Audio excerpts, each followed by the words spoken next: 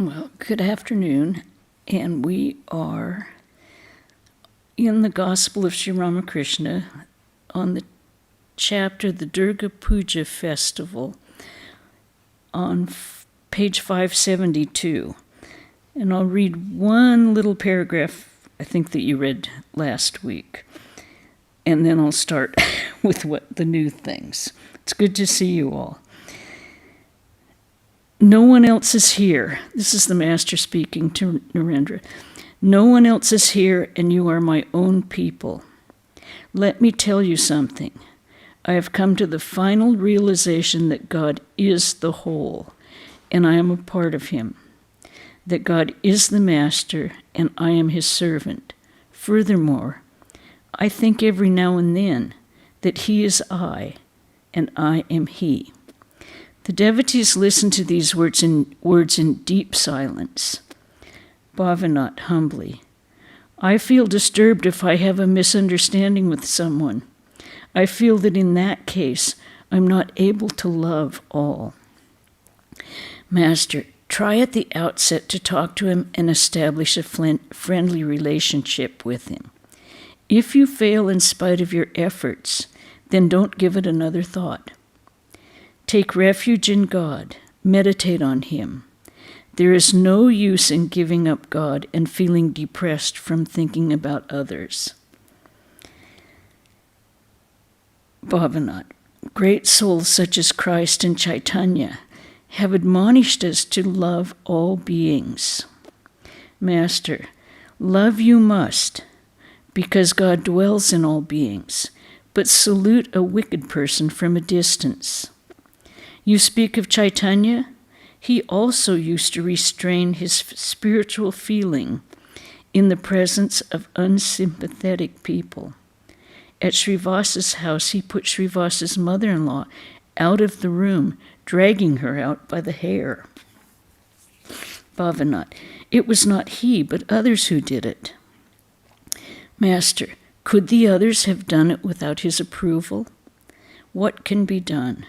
Suppose a man cannot make another love him. Must he worry about it day and night? Must I waste my mind, which should be given to God, on useless things?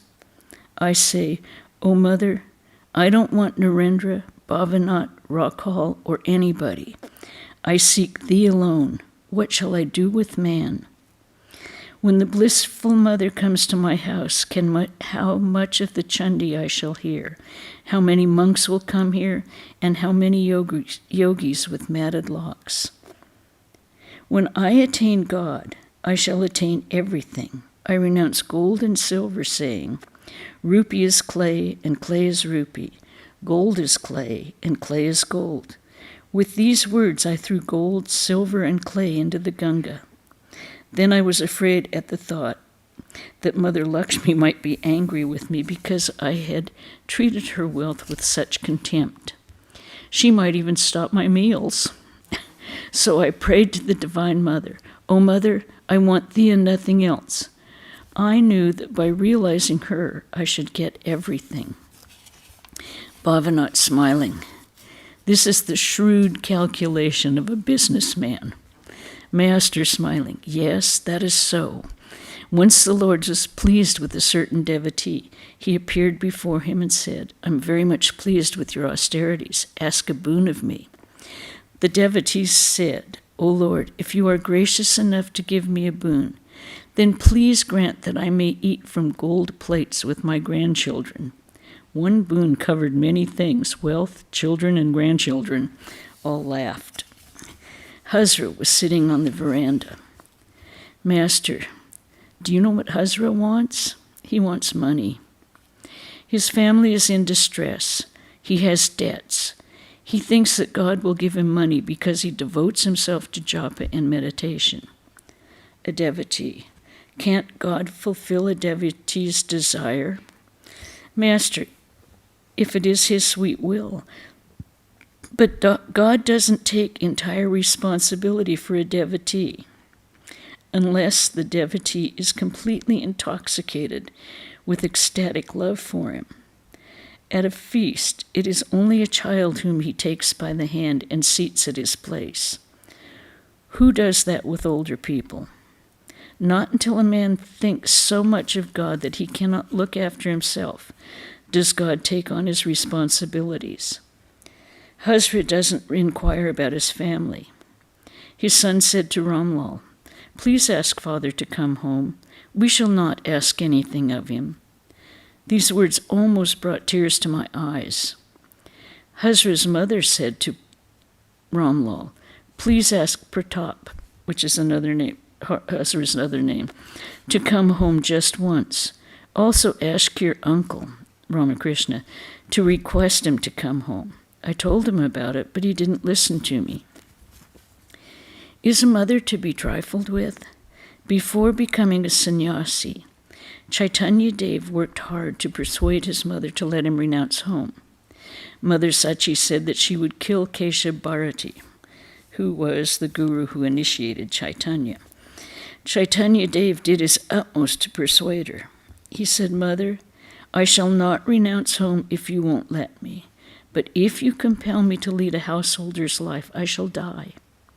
And Mother, even if I go away as a sannyasi, you will be able to see me whenever you desire. I shall stay near you. I shall see you every now and then." Only when Chaitanya explained it to her thus did she give her permission. Narada could not go to the forest to practice austerity as long as his mother was alive. He had to take care of her. After her death, he went away to realize God. When I went to Vrindavan, I felt no desire to return to Calcutta. It was arranged that I should live with Ganga. Everything was settled. My bed was to be on one side and Gangama's on the other. I resolved not to go back to Calcutta. I said to myself, how long must I eat a Kaivarda's food? This is a reference to the proprietors of the Dakshineshwar temple who belonged to the fisherman caste, considered low in Hindu society. "No," said Hridoy to me, "let us go to Calcutta." He pulled me by one hand, and Gangamal pulled me by the other. I felt an intense desire to live in Vrindavan, but just then I remembered my mother. That completely changed everything. She was old. I said to myself, my devotion to God will take to its wings if I have to worry about my mother. I would rather live with her. Then I shall have peace of mind and be able to meditate on God. To Narendra, why don't you say a few words to Hazra about going home? The other day he said to me, yes, I shall go home and stay there 3 days, but now he's forgotten all about it. To the devotees, we have talked about filthy things, Goshpara and things like that. Govinda, Govinda, Govinda. Now chant the name of Hari. Let there be a dish of rice pudding and sweets after the ordinary lentils. Narendra began to sing. Fasten your mind, O man, on the primal Purusha, who is the cause of all causes, the stainless one, the beginningless truth. As prana, he pervades the infinite universe. The man of faith beholds him, living, resplendent, the root of all. Beyond the senses, eternal, the essence of consciousness, he shines in the cave of the heart, adorned with holiness, wisdom, and love. By meditating on him, man is delivered from grief. Of countenance ever serene, an inexhaustible ocean of virtue, none can fathom his depths, yet freely of his own grace does he reveal himself to those who come to his feet for shelter. Merciful since they are helpless, and he is the ever-forgiving, the giver of happiness, the ready help in the sea of our woe. Unswervingly just, bestowing the fruits of our deeds, good and ill, yet is he the font of compassion, the ocean of mercy brimming with love. Even to hear of his glory suffuses the eyes with tears. Gaze on his face and be blessed. Your heart is hungry for him, O man. bright with unspeakable beauty, peerless and without stain. No words can ever describe him. Be as a beggar before his gate, and worship him day and night, beseeching him for his grace. He sang again, "In wisdom's firmament the moon of love is rising full, and love's flood tide in surging waves is flowing everywhere. O Lord, how full of bliss thou art, victory unto thee. On every side shine devotees like stars around the moon. Their friend, the Lord all-merciful, joyously plays with them. Behold, the gates of paradise today are open wide." Sri Ramakrishna was dancing in a circle. The devotees joined him. They all sang and danced. Their bliss was indescribable. The Master sang about the Divine Mother. "Behold my mother playing with Shiva, lost in an ecstasy of joy." Sri Ramakrishna was highly pleased because M had joined in the music. He said to M with a smile, "The atmosphere would have been more intense with divine fervor if a drum had accompanied the music and played tuk tuk tadina tuk dak dak tadina." It was dusk when the kirtan was finished. Wednesday, October 1st, 1884. Sri Ramakrishna had set out from Dakshineshwar for Adhar's house in Calcutta. Narayan and Gangadhar were with him in the carriage. In the carriage, in an ecstatic mood, he said, "Shall I count the beads? How shameful that would be. This emblem of Shiva has sprung from the bowels of the earth. It is self-created and not set up by man's hands." They arrived at Adhar's house, where many devotees, including Kedar, Baburam, and Vijay, had assembled. Vaishnavacharan, the musician, was present. At the Master's behest, Adhar heard Vaishnavacharan's music daily after his return from the office. When the Master entered Adhar's drawing room, the devotees stood up to receive him. Kedar and Vijay saluted him, and the Master asked Narayan and Baburam to salute Kedar and Vijay. He asked Kedar and Vijay to bless Narayan and Baburam, that they might have devotion to God. Pointing to Narayan, he said he is utterly guileless. The eyes of the devotees were fixed on the two boys.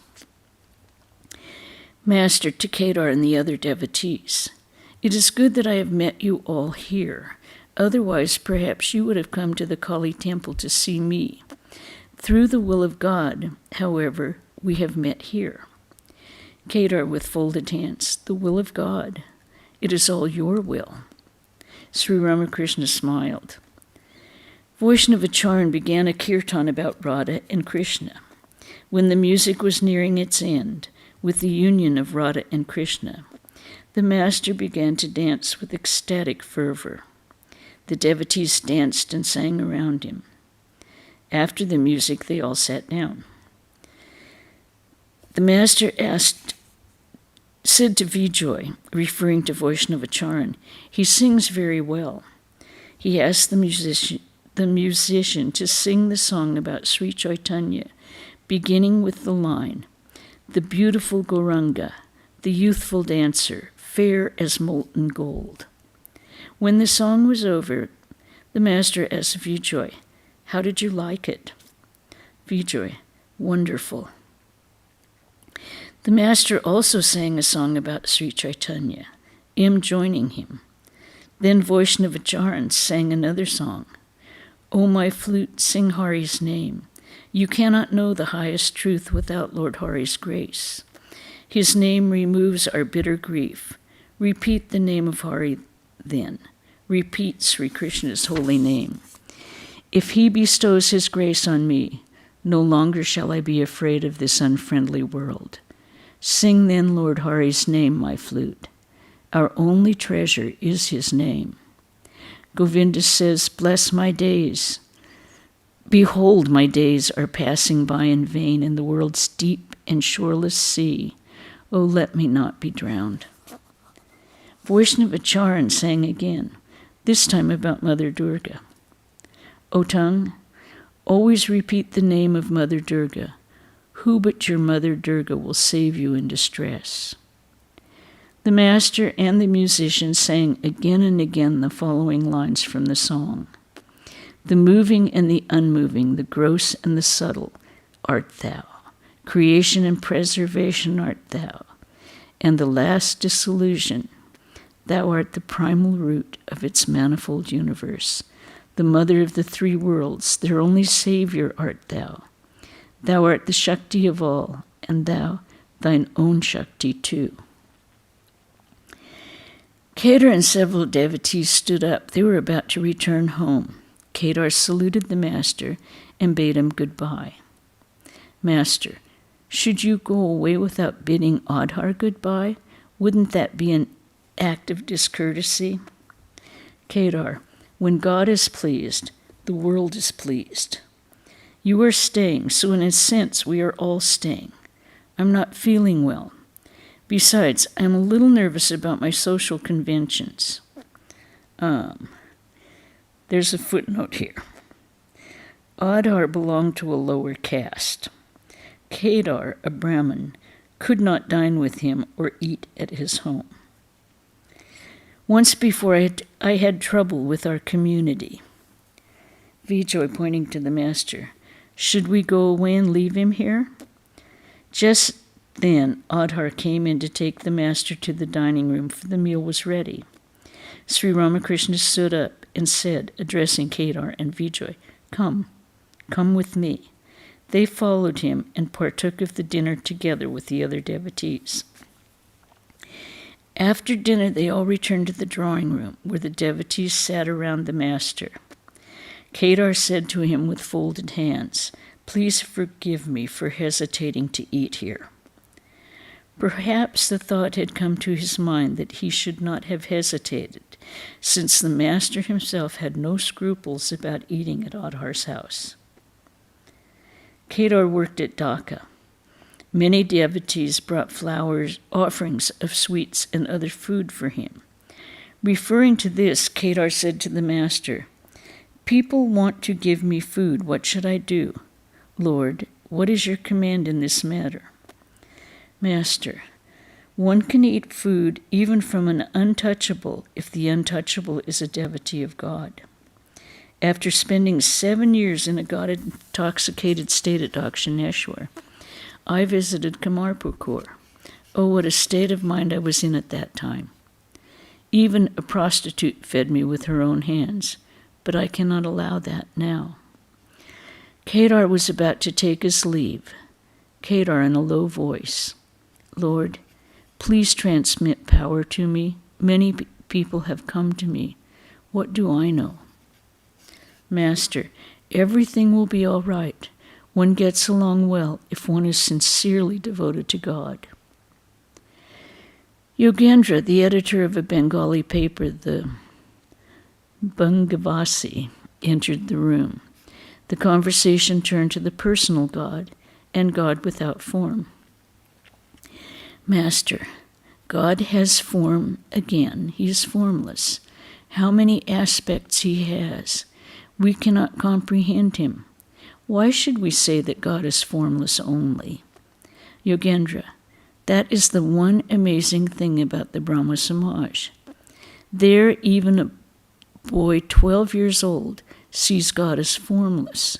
The members of the Adi Samaj, which is a branch of the Brahma Samaj, do not object very much to God with form. They are allowed to attend ritualistic worship if it takes place in respectable families. Master, smiling, how nicely he has put it. Even a boy sees the formless God. Adhar, Shivanath Babu does not believe in God's forms. Vijay, that is his mistake, pointing to the master. As he says, the chameleon assumes different colors, now this color, now that. Only the man who lives under the tree knows the animal's true color. While meditating, I saw images of gods painted on a canvas. How many gods? How many different things they said? I said to myself, I shall go to the Master. He will explain it all to me. Master, you saw correctly. Kedar, God assumes forms for the sake of his devotees. Through ecstatic love, a devotee sees God with form. Dhruva had a vision of the Lord. He said, "Why don't your earrings move?" The Lord said, "They will move if you move them." Master, one must accept everything, God with form and God without form. While meditating in the Kali temple, I noticed Ramani, a prostitute. I said, "Mother, I see that thou art in that form too. Therefore, I say one must accept everything. One does not know when or how God will reveal himself." The Master sang, "A mendicant has come to us, ever absorbed in divine moods." Vijay, God has infinite power. Can he not reveal himself in any form he chooses? Man is a speck of dust, and he dares come to a conclusion about God? How amazing. Master, a man reads a little of the Gita, the Bhagavata, or the Vedanta, and thinks he has understood everything. Once an ant went to a hill of sugar. One grain of sugar filled his stomach, and it was returning home with another grain in its mouth. On the way it said to itself, Next time I go, I shall bring home the whole hill." I'll laugh. And that is the end of that chapter. So, does anyone have any comments or questions before we start the next chapter? Okay. Chapter 30, The Master in Various Moods. Thursday, October 3rd, 1884. Sri Ramakrishna was sitting in his room at Dakshineshwar. Latu, Ramlal, Harish, and Hazra were living with him at the temple garden. Baburam spent a day or two with him now and then. Manilal Malik, Priya Mukherjee, and his relative Hari, a bearded Brahmo devotee from Shibpur, and several Marwari devotees from Calcutta, were in the Master's room. Manilal was an old member of the Brahmo Samaj. Master to Manilal and the others. It is wise to salute a person mentally. What need is there for touching his feet? Mental salutation doesn't embarrass anybody. The attitude that my religion alone is right and all other religions are false is not good. I see that God himself has become all these, men, images, and shalagram. I see one alone in all these. I do not see two. I see only one. Many people think that their opinion alone is right, and others' opinions are wrong. That they alone have won and others have lost.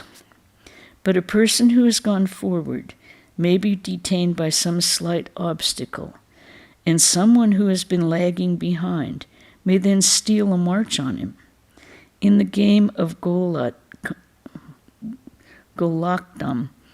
one may advance a great deal, but still somehow one's piece may fail to reach the goal.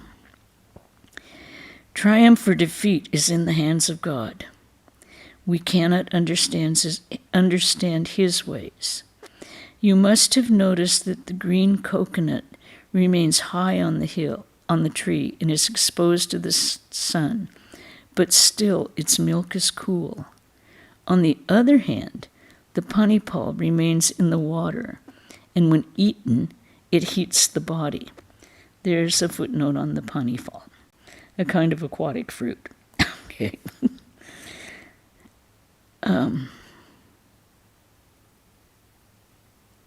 Look at the body of man. The head is the root, and it is at the top. Manilal, what then is our duty? Master, to somehow remain united with God. There are two ways, karma yoga and mano yoga. Householders practice yoga through karma, the performance of duty. There are 4 stages of life, brahmacharya, gahastya, vanaprastha, and sannyas. Sannyasis must renounce those karmas which are performed with special ends in view, but they should perform the duty, the daily obligatory karmas, giving up all desires for results. Sannyasis are united with God by such karmas as accepting of the staff, receiving of alms, going on pilgrimage, and performance of worship and japa. It doesn't matter what kind of action you are engaged in. You can be united with God through any action, provided that performing it, you give up all desires for its results. There's the other path, mano yoga. The yogi practicing this discipline doesn't show any outward sign. He is inwardly united with God. Take Jadabharata and Sukadev for instance. There are many other yogis of this class, but these two are well known. They shave neither hair nor beard. All actions drop away when a man reaches the state of the Paramahamsa. He always remembers the ideal and meditates on it. He is always united with God in his mind. If he ever performs an action, it is to teach men. A man may be united with God either through action or through inwardness of thought, but he can know everything through bhakti. Through bhakti, one spontaneously experiences kumbhaka. The nerve currents and the breathing calm down when the mind is concentrated. Again, the mind is concentrated when the nerve currents and breathing calm down. Then the buddhi, the discriminating power, becomes steady. The man who achieves this state is not himself aware of it. One can attain everything through bhakti yoga. I wept before the mother and prayed, "O mother, please tell me, please reveal to me what the yogis have realized through yoga and the jnanis through discrimination." But the mother has revealed everything to me. She reveals everything if the devotee cries to her with a yearning heart. She has shown me everything that is in the Vedas, the Vedanta, the Puranas, and the Tantra.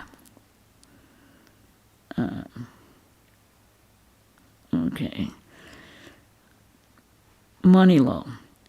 And what about Hatha Yoga? Master. The Hatha Yogas identify themselves with their bodies. They practice internal washing and similar disciplines, and devote themselves only to the care of the body. Their ideal is to increase longevity. They serve the body day and night. This is not good. What is your duty? You should renounce lust and greed mentally. You cannot look on the world as crow droppings. The Goswamis are householders. Therefore I said to them, "You have your duties in the temple. How can you renounce the world? You cannot explain away the world as Maya." Chaitanya Deva and the others said that the duties of householders were kindness to living beings, service to the Vaishnavas, and chanting of God's holy name.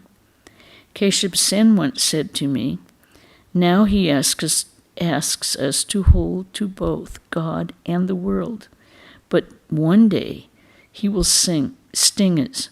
No, that is not true. Why should I sting?" And I'm going to leave this as a cliffhanger. Why does he sting? You will find out next week in our reading. Any questions about any of this? Okay. Tomorrow's lecture will be the Universal Mother on Mother's Day. And Wednesday we are going to start Swami Ramakrishna Nanda, Apostle to the South. And we'll be reading that at 5 o'clock. Next Saturday, which is the 18th, we'll have the gospel reading again. And then, this one sounds good. On the 19th, Swami Arupeshananda will be giving a talk on getting devotees through horrible dry patches. I think his lectures always are wonderful, I think. Okay, any questions or any comments? Well, everyone looks well, and that I can see on Zoom. Good to see all of you. And I will end with a chant then. Om Shanti Shanti Shanti Hari Om Tat Sat Sri Ramakrishna Arpanamastu.